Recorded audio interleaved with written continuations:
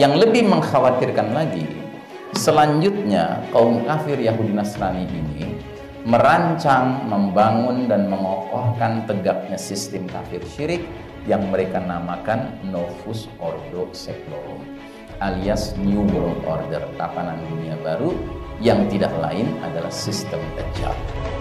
Novus artinya new, baru. Ordo artinya order, tatanan. Seclorum artinya secular, artinya world, dunia. Jadi Novus Ordo Seclorum artinya new world order, tatanan dunia baru. Jadi yang ngelola dunia hari ini, Pak, memperkenalkan mega proyek mereka lewat gambar ini, bahwa mereka ingin membangun sebuah sistem dunia, ya, yang seolah-olah nanti semua manusia masuk ke dalam piramida tunggal itu, dan semuanya akan menjunjung tinggi kepemimpinan piramida itu yang simbolnya bermata sebelah. Yang buat kita simbol mata sebelah siapa, Pak? Dajjal. Si mata sebelah telah merestui berbagai upaya-upaya lain. Upaya apa?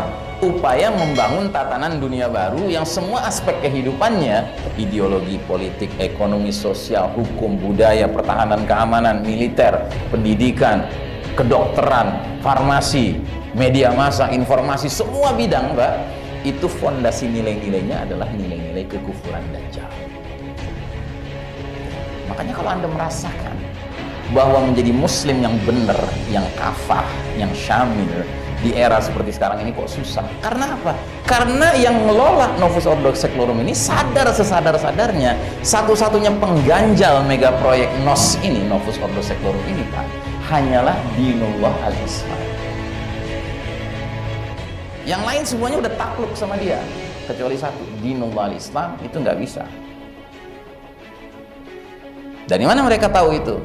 Dan kita tahu itu dari surat Al-Maidah ayat 3. Allah Ta'ala berfirman, "Al-yawma ya'isal ladina kafaru min dinikum fala takhshawhum wakhshawun." Pada hari ini sudah berputus asa orang-orang kafir mengalahkan agamamu. Maka jangan takut sama mereka, tapi takutlah padaku. Ingat ya, yang mereka putus asa tuh ngelawan dinullah al-Islam, Pak. Kalau ngelawan umat Islam mereka nggak putus asa.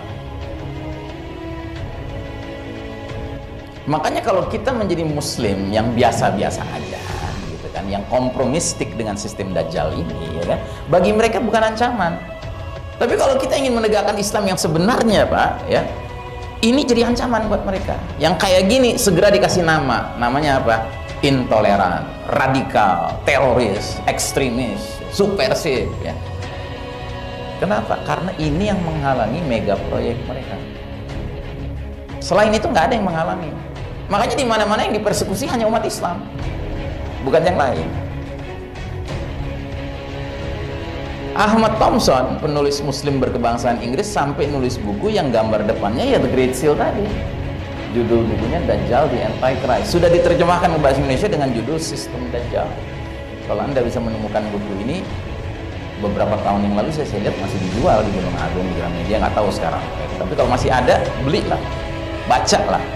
Buku ini sangat baik sekali menguraikan aspek kehidupan demi aspek kehidupan satu persatu, dibedah sama Ahmad Thompson, dan kesimpulan akhirnya apa? Semua aspek kehidupan dunia sekarang ini sudah memang dirancang untuk menjadi sesuai dengan nilai-nilai kekufuran Dajjal. Sampai Ahmad Thompson bilang, sistem sosial di dalam sistem Dajjal ini, Pak, sudah nggak ada tuh yang namanya semangat buat ta'awanu 'alal birri wat taqwa, saling tolong-menolonglah dalam ketakwaan dan kebaikan. Udah nggak ada. Yang ada adalah sistem sosial yang ada sekarang ini. Setiap orang dengan orang lain hubungannya hubungan apa? Hubungan produsen konsumen. Tiap baru kenalan sama orang, yang ditanya dalam hatinya adalah, "Gue bisa dapat apa dari itu?"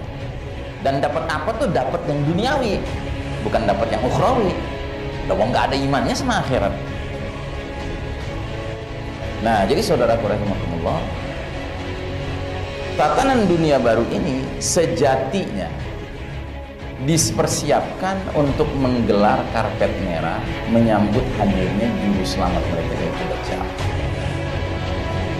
Umat Islam didorong untuk mendukung sistem Dajjal, yang berarti umat Islam diajak untuk turut menyambut hadirnya fitnah paling dahsyat sepanjang sejarah Bani Adam. Karena Dajjal itu fitnah yang paling dahsyat sepanjang sejarah Bani Adam.